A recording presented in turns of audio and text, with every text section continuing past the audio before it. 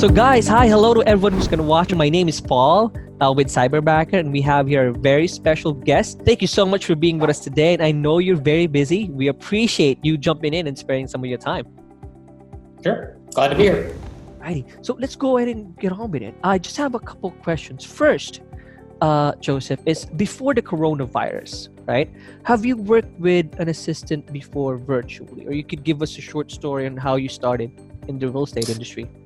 So we had two people in-house that they just weren't quite meeting our expectations for what we were wanting.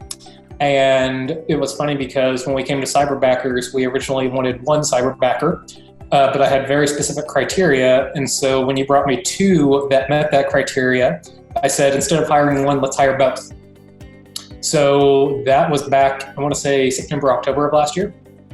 And as far as moving forward with everything throughout the coronavirus, the fact that I don't have to worry about people coming into the office, the fact that I have people that are fully self-automated, that can do everything that they need from the comfort of their own home, I mean, it was a total win-win-win for me. All right. Now, again, that part I didn't research, right? You have already two Cyberbackers. Okay. So good business with you. Thank you. Yeah, actually, at this point now, we do have three. Three. There you go. All right. Magic number 3. So if that is the case, right, you're going from one jumping into 3 Cyberbackers now, right, working for you virtually. Is it a good experience or bad experience? Or could you tell us more about it? So I actually started my career in IT when I was in college, working 100% remotely as a project manager with an IT startup based out of Portland, which means I never met my first boss face-to-face until I'd been there for a year. And so because I knew how the game was played, I was definitely very open to it, because the thing that I love about our Cyberbackers is the fact that they get their stuff done, they reach out when they have questions, and I've got feedback from the team on how to improve our performance with them, because with us having a team, what I tell all of our agents is that you are paying their salary. So if they're not doing something that you don't like, you need to speak up, because I feel that if you're paying them, they need to do what you want them to do. Gotcha. You're definitely correct on that. So as much as possible, once you hire someone, that's one of the tips that you have, is make sure that you get a reasonable return, of course.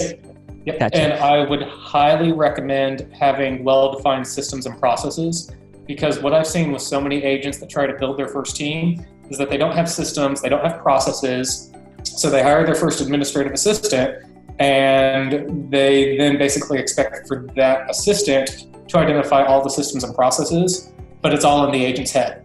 So sitting down with pen and paper, an Excel sheet, your CRM, whatever, identify what you want them to do before you hire them, because if you're expecting for them to figure out what's in your head, that's kind of poor leadership on your part.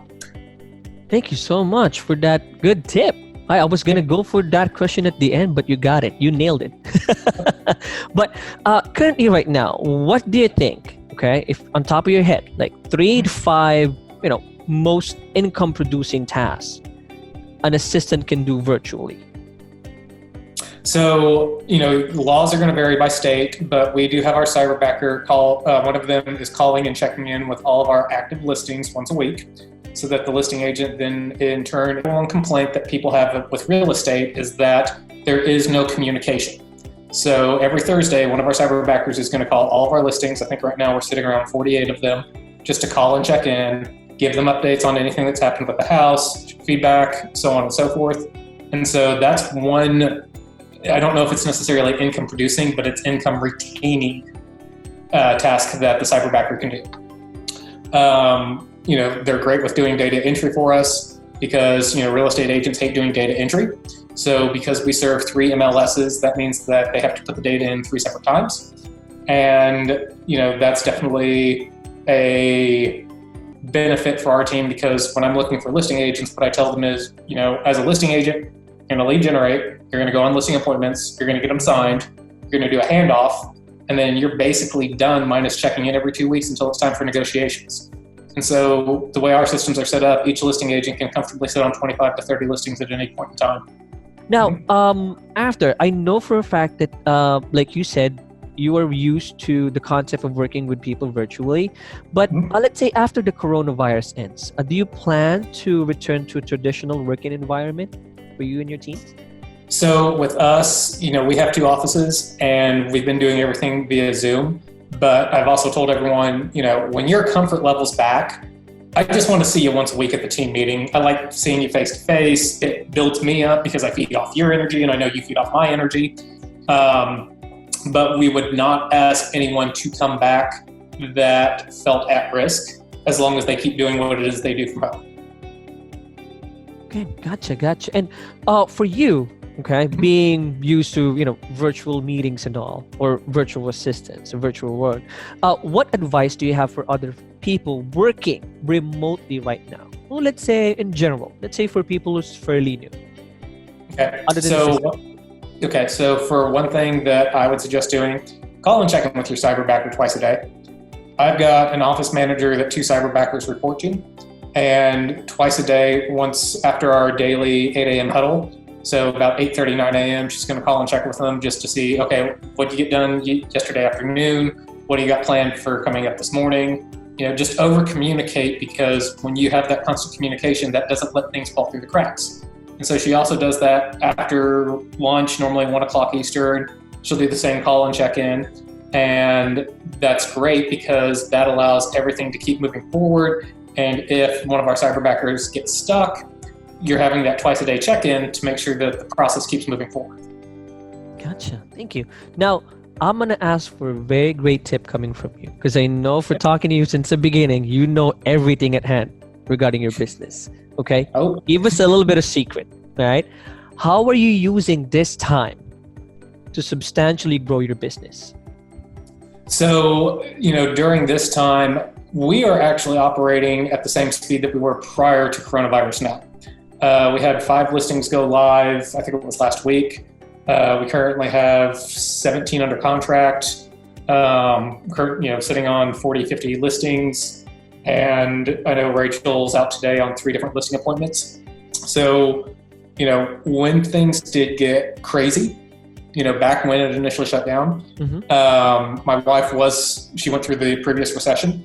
And she kind of started to get the heebie-jeebies one day. And I'm like, hey, you're allowed to freak out today and today only, but this is not what we saw back in 08, 09. Okay? Totally different world. Luckily in Georgia, real estate was deemed essential. So when things were getting crazy, we sat down and we looked at our processes. How could we improve? And I looked at Rachel and I was like, Rachel's a rainmaker, lead listing agent. She's done over 1,200 transactions in her career, over 14 years. So she's kind of, she kind of knows what she's doing, I hope. But I kept asking her, I'm like, where are your time sucks right now that we can outsource to one of the admins? And we kept identifying things. And the important thing is it's good to get those time sucks out of the way, but you do not want to bury your Cyberbacker so much with so much going on that, you reach that breaking point. So, it's just finding a way to streamline our processes even more so. That's what we did with this downtime. Let's go ahead and try to jump into, Joseph, just fun questions. Again, thank you so much for all your tips. What I'm going to do is I'm going to ask you a series of rapid questions. Answer them as fast as you can. Sounds cool? Yep. Okay. All righty. Just for us to get to know a bit better. All right. So first question is, pineapple on a pizza or none? It's okay in moderation. Coke or Pepsi? Coke, I'm in the South. All right, burgers or hot dogs? Burgers, no bun. Morning person or night owl? I get up at 4:30, definitely morning. Morning, okay. Pie or cake? I love a good cobbler. Cobbler, so different. All right, podcast or a book? Definitely a book. A movie theater or Netflix? Well, I liked movie theaters when we could go to them back in the day. Back in the day, but right now everything is online, so you probably would choose Netflix for now with the wife. Okay.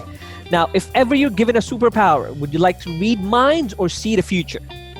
Oh man, I would definitely prefer to read minds. Master negotiator there.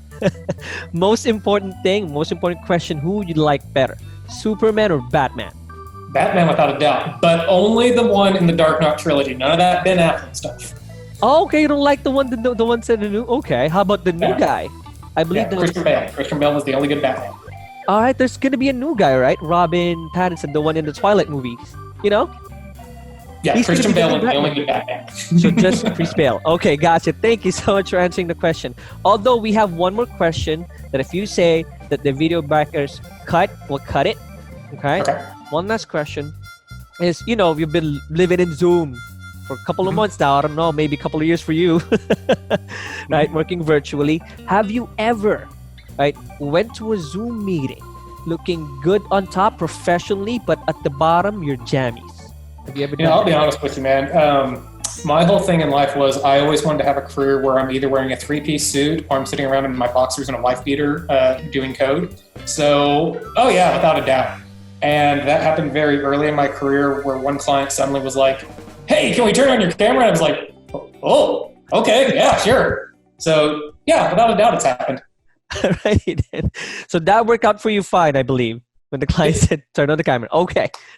Cool thing. Again, thank you so much for all your insights.